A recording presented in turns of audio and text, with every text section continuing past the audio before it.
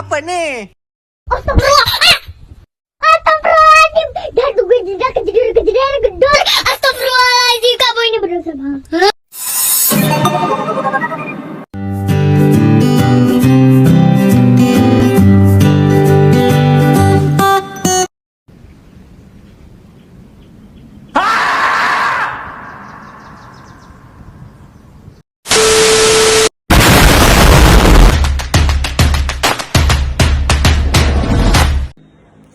Halo, perkenalkan saya Mimana Febri Sarlina dengan NIM 211041738. Di sini saya akan menjelaskan tentang analisis pastel. Jadi, analisis pastel itu adalah sebuah alat yang digunakan untuk memahami berbagai faktor eksternal yang mempengaruhi lingkungan, bisnis, dan membantu dalam perumusan strategi perusahaan. Pastel adalah akronomi dari politik, ekonomi, sosial, dan teknologi, serta lingkungan dan hukum. Berikut penjelasan lengkap mengenai masing-masing faktor analisis pastel dalam konteks analisis lingkungan bisnis. Yang pertama ada politik. Faktor politik mencakup berbagai kebijakan pemerintah dan stabilitas politik mempengaruhi bisnis. Yang meliputi yang pertama ada stabilitas pemerintah. Negara dengan stabilitas politik yang tinggi lebih menarik berbagai investor karena risiko politik yang lebih rendah. Yang kedua ada kebijakan fiskal. Pajak, tarif, dan subsidi dapat mempengaruhi biaya operasional dan keuntungan perusahaan. Serta yang ketiga ada regulasi perdagangan, yang dimana peraturan terkait impor dan ekspor dapat mempengaruhi akses pasar dan biaya perdagangan. Dan yang keempat atau yang terakhir ada hubungan internasional, yaitu perjanjian perdagangan dan hubungan diplomatik antar negara mempengaruhi kemudahan bisnis internasional. Selanjutnya ada ekonomi. Nah, faktor ekonomi ini melibatkan kondisi ekonomi yang mempengaruhi daya beli konsumen dan biaya operasional. Ini termasuk yang pertama ada pada pertumbuhan ekonomi, yaitu tingkat pertumbuhan ekonomi menunjukkan potensi pasar dan daya konsumen. Dan yang kedua ada tingkat inflasi, yaitu inflasi itu merupakan harga barang dan jasa serta daya beli konsumen. Yang ketiga ada suku bunga, yaitu suku bunga mempengaruhi biaya pinjam dan investasi.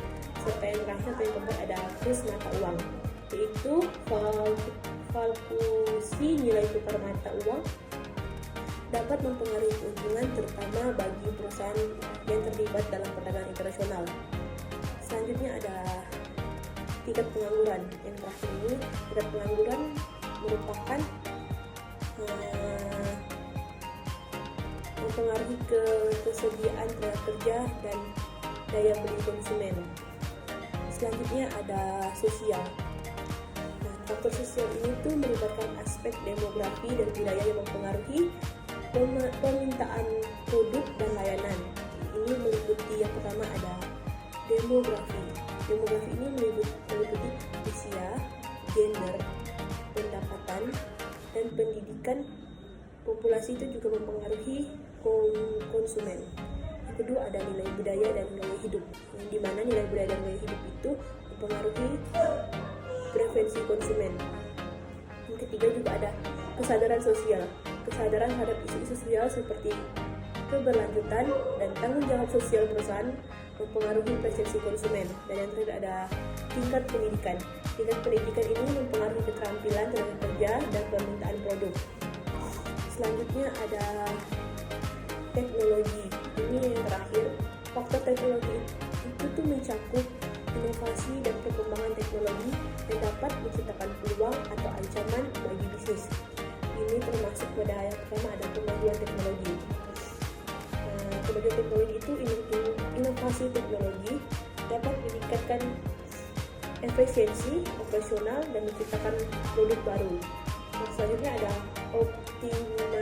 optimisasi dan digitalisasi.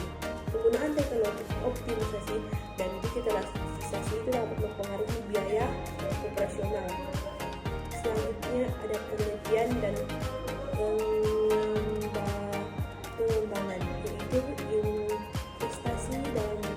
penelitian dan pengembangan mempengaruhi kemampuan perusahaan untuk berinovasi. Dan yang terakhir ada infrastruktur teknologi, di mana ketersediaan dan kualitas infrastruktur teknologi seperti internet dan telekomunikasi mempengaruhi operasional bisnis.